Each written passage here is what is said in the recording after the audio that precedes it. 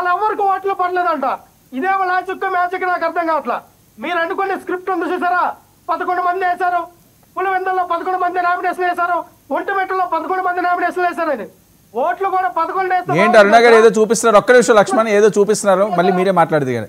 అరుణ ఏంటది, ఒక్క నిమిషం. సార్ ఆయన లక్ష్మణ్ రావు గారు ఇప్పుడే వాళ్ళ ఓటు కూడా వాళ్ళు వేసుకోలేదు, ఒక్కళ్ళు కూడా ఓట్లు పడలేదని చెప్పి మాట్లాడారు కదా.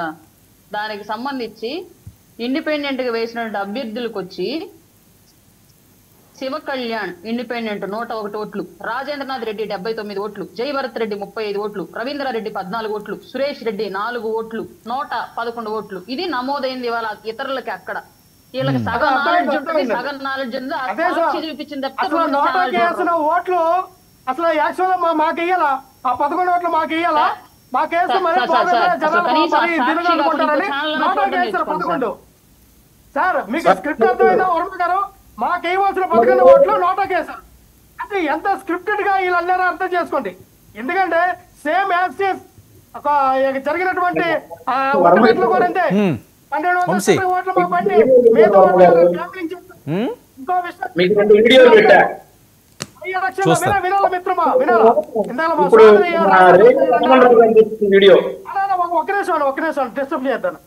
ఇందాక మా రాయపాటి ఉన్నారు ఏమని, బై ఎలక్షన్ చూసారో తిరుపతిలో ఎలా జరిగిందని? చూసామమ్మా తిరుపతిలో.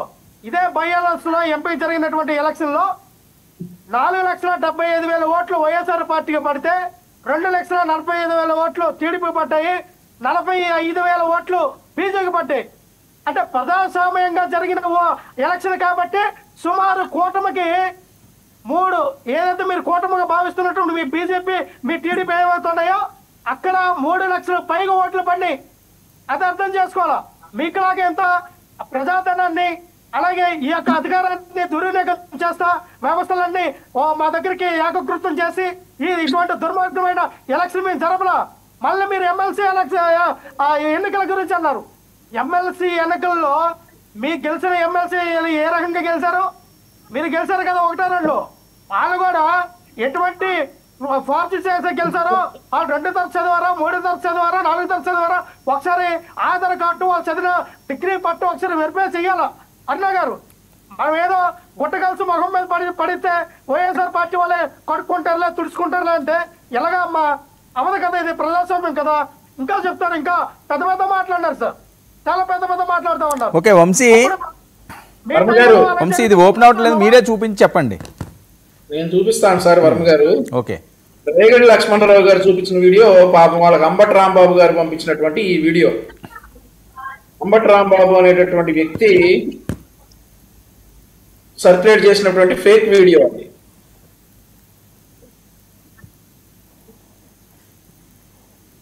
ఈ వీడియో సార్ మా పార్టీ పాట పెట్టేసి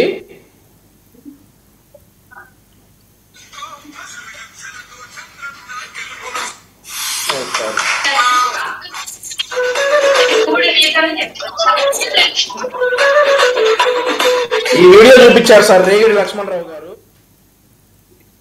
సార్ ఈ వీడియో 2023 జూలై